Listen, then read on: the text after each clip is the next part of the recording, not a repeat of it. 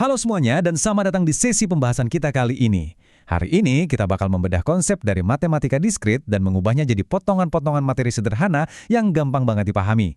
Kenapa ini penting? Karena konsep matematis yang bakal kita obrolin hari ini tuh benar-benar jadi kunci buat mecahin masalah jaringan IT di dunia nyata yang jujur aja sering banget makan biaya sampai miliaran rupiah. Jadi, yuk langsung aja kita mulai. Coba deh bayangin sejenak, kamu dikasih tugas yang super penting, ngebangun sebuah jaringan infrastruktur berskala masif. Kamu harus ngehubungin puluhan atau bahkan ratusan titik lokasi. Tapi masalahnya, ada satu syarat yang cukup bikin pusing. Kamu harus bisa ngelakuin itu semua tanpa ngebakar anggaran perusahaan buat material yang nggak perlu. Jadi pertanyaannya gimana coba? Caranya kita bisa ngehubungin semua titik ini dengan biaya yang benar-benar paling minimum. Nah, pertanyaan tadi itu bukan cuma teka-teki matematika buat di atas kertas aja ya. Ini masalah finansial yang beneran nyata. Waktu kita ngomongin soal narik kabel internet di seluruh area kampus, atau ngerancang jalur listrik PLN buat satu kota, masang pipa distribusi air, atau sekedar nyiapin jaringan komputer di gedung perkantoran besar, nemuin cara termurah buat ngomongin semua infrastruktur itu adalah prioritas finansial yang gede banget. Salah hitung sedikit aja, wah biayanya bisa bengkak kemana-mana. Biar gampang, alur pembahasan kita hari ini udah disusun runut banget. Pertama kita bahas masalah jaringan dunia nyata. Lanjut ke apa itu spanning tree, lalu menghemat biaya dengan MST, habis itu kita bedah algoritma prim dan algoritma Kruskal, dan pastinya ditutup dengan aplikasi IT di dunia nyata. Oke, kita masuk ke bagian 1, masalah jaringan dunia nyata. Mempersiapkan studi kasus. Sebelum kita pusing mikirin rumus atau algoritma, kita butuh satu masalah nyata yang bisa kita bayangin bareng-bareng. Gini, anggap aja ada sebuah kantor yang punya 5 ruangan. Kita sebut aja ruangan A, B, C, D, dan E. Bosnya pengen masang kabel internet antar ruangan biar semuanya online dan saling terhubung. Nah, kita udah punya data spesifik nih soal biaya narik kabel antar ruangan tersebut. Misalnya, dari ruangan A ke B itu butuh biaya 3, dari A ke C butuh 2, dan seterusnya. Kedengarannya gampang kan? Tapi tantangannya adalah jalur mana aja yang harus kita pilih supaya kelima ruangan ini terhubung, tapi dengan total biaya yang paling murah. Masuk ke bagian 2, apa itu spanning tree, fondasi matematika.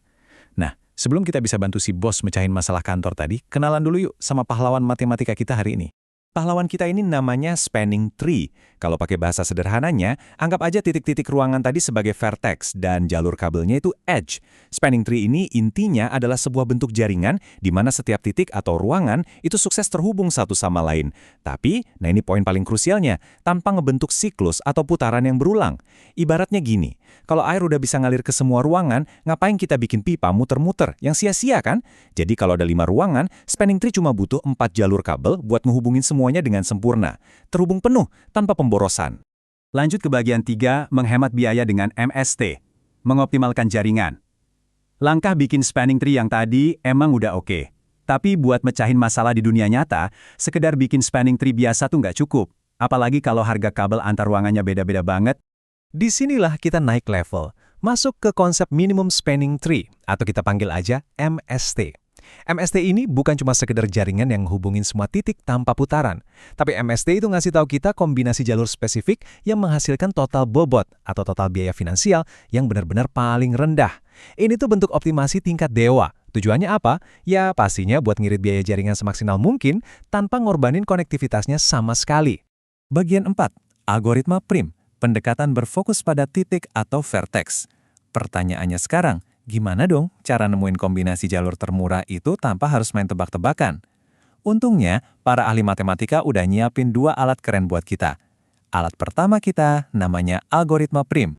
Coba deh perhatiin data simple ini. Kita punya 4 ruangan, A, B, C, dan D. Lengkap sama daftar biaya, jalur, atau bobot dari masing-masing kabel penghubungnya. Yuk kita lihat gimana cara kerjanya algoritma prim ngeracik susunan jaringan ini buat nyari rute yang paling hemat. Algoritma prim ini tuh unik. Dia fokus banget di satu titik, persis kayak laba-laba yang lagi bikin jaring dari tengah. Langkah pertama, kamu tinggal pilih satu ruangan bebas buat dijadiin titik mulai. Langkah kedua, dari titik tempat kamu berdiri, lirik sekeliling dan cari kabel yang biayanya paling murah. Terus pasang deh kabel itu. Langkah ketiga, otomatis kamu sekarang punya akses ke ruangan baru. Nah, di langkah keempat, tinggal ulangin aja prosesnya. Dari kumpulan ruangan yang udah nyambung, julurin kabel termurah ke ruangan yang belum tersentuh. Pastinya tanpa bikin jalur muter. Gitu aja terus, sampai jaringnya nyentuh semua ruangan. Dan boom! Ini dia hasilnya. Kalau kita mulai dari A, Prim bakal milih jalur A ke C karena biayanya cuma 2. Habis itu, jalur termurah selanjutnya adalah C ke B yang biayanya cuma 1. Terakhir, dari C ditarik ke D dengan biaya 3. Algoritma ini pelan-pelan tapi pasti numbuhin jaringan kita dan sukses nemuin koneksi paling hemat tanpa ada putaran berulang sama sekali. Total biayanya cuma 6. Keren dan elegan banget kan? Masuk ke bagian 5, algoritma Kruskal. Pendekatan berfokus pada sisi atau edge. Sekarang kita cobain alat yang kedua. Alat ini bisa mecahin masalah yang persis sama, tapi dari sudut pandang yang benar-benar beda 180 derajat. Kalau tadi Prim fokus dari satu titik, Kruskal ini ibaratnya ngelihat pakai helikopter view. Dia nggak peduli kamu mau mulai dari ruangan mana. Kruskal cuma bakal ngumpulin semua harga kabel di gedung itu, terus dijajarin deh dari yang harganya paling murah sampai yang paling mahal. Logikanya Kruskal tuh simple dan to the point banget. Pertama, urutin harganya. Kedua, borong kabel yang paling murah duluan. Ketiga, cek dulu kabel itu bakal bikin rute muter yang redundant nggak. Keempat, kalau ternyata aman dan gak ada siklus, langsung aja pasang kabelnya. Lakuin ini terus sampai semua ruangan nyambung. Dan coba tebak, hasil akhirnya bakalan sama persis kayak Prim. Total biaya optimalnya tetap 6. Pendekatannya beda, tapi hasil optimalnya sama-sama presisi. Jadi, sebagai pembelajar yang jeli, kapan sih kita pakai Prim dan kapan pakai Kruskal? Patokan utamanya gini, Prim itu jagoan banget buat jaringan yang padat, alias yang jalur antar titiknya ruwet dan banyak kemungkinan. Karena dia numbuhnya pelan-pelan dari satu lokasi.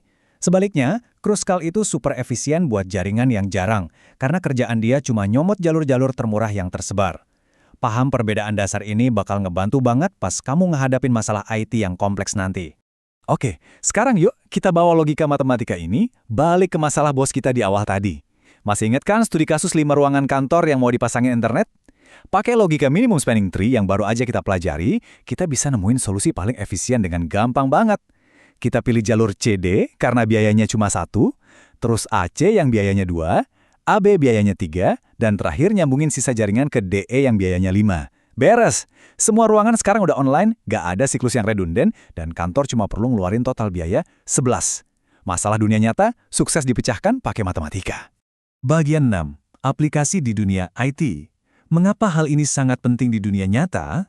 Obrolan kita jelas gak cuma berhenti di jaringan kantor kecil tadi ya, kita harus lihat gambaran besarnya, kenapa konsep ini tuh benar-benar jadi tulang punggung buat para profesional di bidang sistem informasi dan teknologi informasi. Logika dari minimum spanning tree ini dipakai secara masif di luar sana. Waktu para engineer ngerancang arsitektur jaringan LAN buat gedung pencakar langit, waktu perusahaan telekomunikasi lagi metain kabel fiber optik bawah laut yang panjangnya ribuan kilometer, atau pas lagi nyusun sistem distribusi data dan infrastruktur cloud yang super rumit, mereka semua butuh algoritma ini. MST memastikan semuanya efisien secara mutlak dan bisa mangkas anggaran pemasangan sampai miliaran rupiah. Sebagai penutup, ada satu pemikiran yang pengen saya titip buat kamu. Kita udah lihat gimana matematika simpel ini kerja di skala kantor dan jaringan IT. Tapi coba deh renungin. Gimana kalau algoritma MST yang super sederhana ini, yang cuma modal ngindarin siklus dan milih bobot paling kecil, diaplikasiin ke jaringan distribusi listrik raksasa kayak PLN? Bayangin, mereka harus nerangin jutaan rumah di seluruh penjuru negara. Dampak finansialnya bisa mencapai triliunan rupiah loh setiap tahunnya. Gila kan skala efisiensi yang lagi kita omongin di sini? Makanya teruslah antusias buat nge-explore matematika di balik dunia nyata. Terima kasih udah dengerin dan sampai jumpa di sesi pembahasan kita selanjutnya.